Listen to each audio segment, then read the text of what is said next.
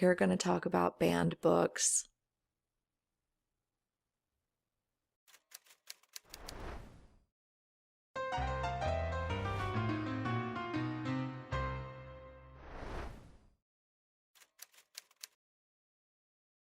So today I woke up to a text message from my best friend who informed me that Dr. Seuss has been banned and that Random is pulling 6 books off its publishing list and that it will refuse to publish any more of these books.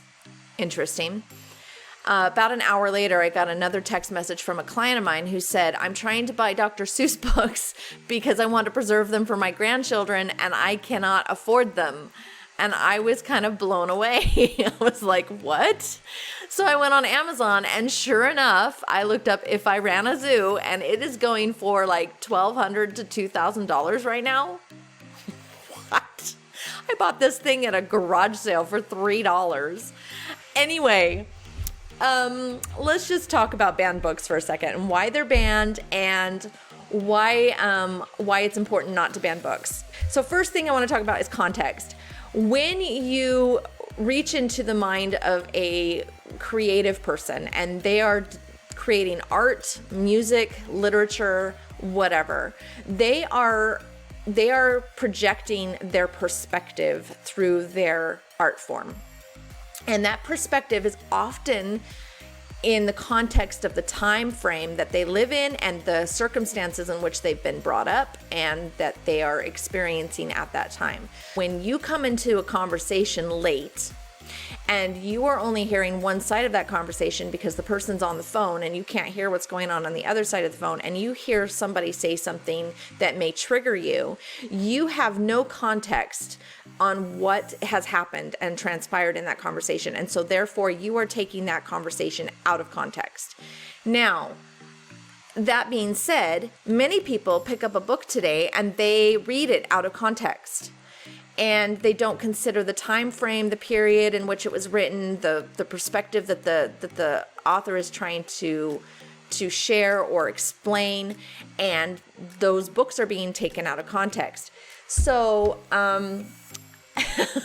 I went through my books today, and that's why I have lots of gaps on my bookshelf. But I went through my books today to kind of pull out some of my favorites and explain why they were probably banned and continue to be banned today. Fahrenheit 451. This book was generally banned because of violence and language. And a lot of times, like I said, it's out of context. People will believe that this is pro-communist. It's not pro-communist. He's telling us the dangers of it. Lord of the Flies. This is another one that's been banned multiple times. This book was one of those required readings when I was a kid. And it also is banned for language, quite a bit of violence. And so people think that it's unsuitable for children, and it's a YA, actually. It's supposed to be read in high school. Another one that we all probably know about is Harry Potter. A lot of churches banned it because they believed that it was promoting witchcraft. No. Anyway, it's a great story.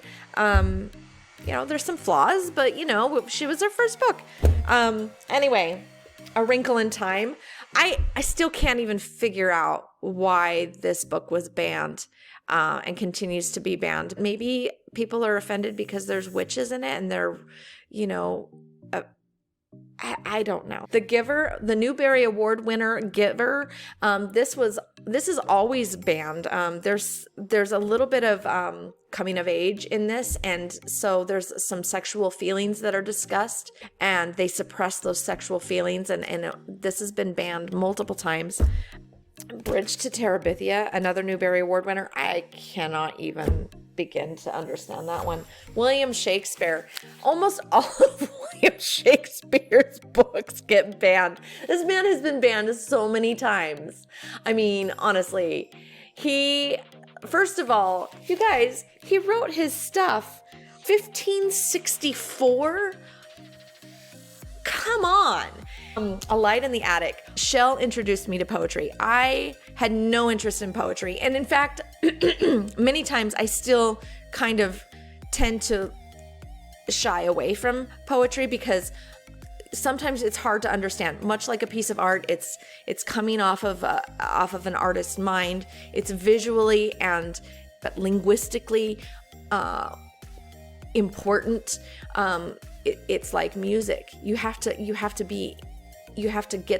the rhythm. You have to get the heartbeat of it, and it's difficult for some people to understand, but it's very representative of like what the artist is thinking, and also what is representative of the time in which he's living, the message that he or she is trying to share. This book helps children understand and cope with things, and I absolutely loved this book. Okay, let's talk about Dr. Seuss a little bit. So the reason Dr. Seuss is being banned right now is because they believe he's racist in his books.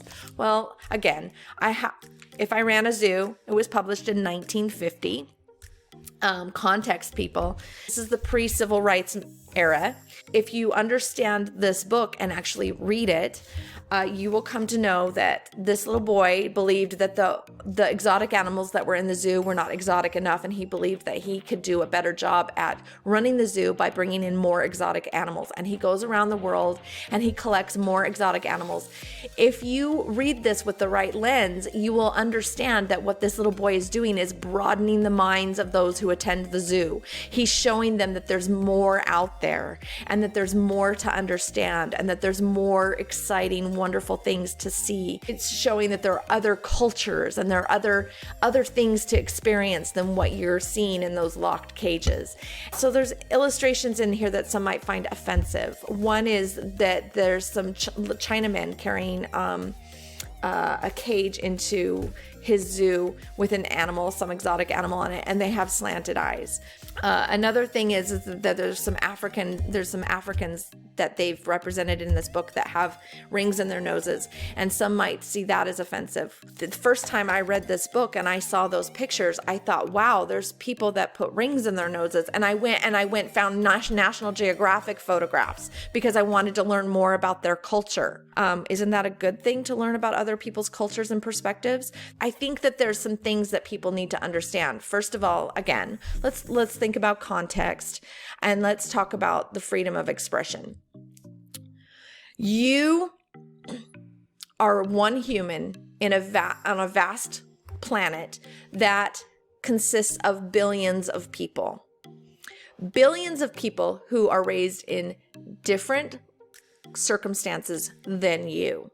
A different world, a different society, a different country, a different family dynamic, a different social structure. You only know what you have been born into, which, by the way, we can't control. I don't know about you, but I didn't get to choose to be a white redhead.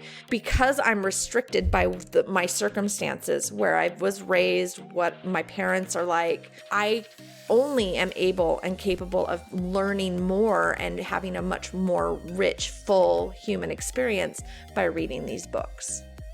But in order for me to be a better human, I have to read other people's circumstances and experiences so that I can become more well-rounded and enrich my life. And some of those circumstances may be hard, or maybe they're easier and they have a much more exotic and happier life than I've lived. Whatever it may be, whatever the case may be, I can't experience those or feel those feelings that come with sharing those experiences without reading these books. And so banning books prevents us from creating a foundation of understanding and building empathy. Next time you read a book, why don't you open it up and see when it was first written or copyrighted? Then you can kind of understand the context and the time at which it was written, so that you can better understand why the book maybe was written and what message it is trying to convey. If you eliminate history, you have no foundation in which to learn and grow upon. As a society, we need to learn and improve, and we are not capable of doing that if we eliminate and erase what we have learned prior. So that's my stand. As an editor of independent book authors, I feel it is important for every voice that is willing to share to go ahead and share. because we have to help one another improve as humans. And banning books is not the answer. Preventing people from sharing those experiences and those perspectives is not the answer. If you don't like a book, don't read it. Leave it on the shelf. Move on.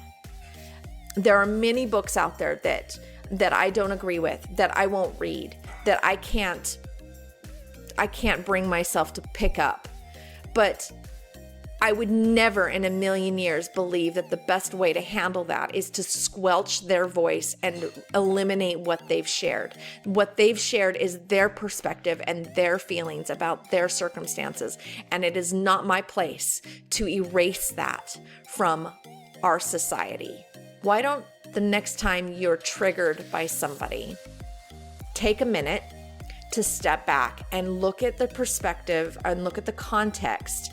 And if you're offended, be offended. Share your experience, share your reasons for being offended, but don't eliminate someone's voice because you don't agree with it. Embrace difference. Embrace that you are not the same as everybody else. Learn from each other. Read books. And I don't know, maybe gain some empathy for somebody that has a different experience and perspective. And maybe then there'll be hope for the future, that we can actually learn and grow and become a better and more utopian society, if that's possible. Do you have banned books on your shelves? And if you do, are you proud of them? I'm proud of mine. I'm very proud of mine. I have many of them. Yeah, many of them, they were hard to read. And many of them I had to sit down for a minute and walk away. And some of them I never finished. But I still loved them for the reason that they were shared, for the perspective that they showed, and the eye-opening experience that I gained from it. September 27th through October 3rd is Banned Books Week. And usually that's the week in which people celebrate the banned books that have been taken off our shelves. And I'm going to call this Banned Book Day. I'm really going to celebrate the banned books that I have on my shelf. And I hope you guys do the same. Share with me below what books you have on your shelves that are banned. If you want help sharing your story and you don't know where to begin, give me a call.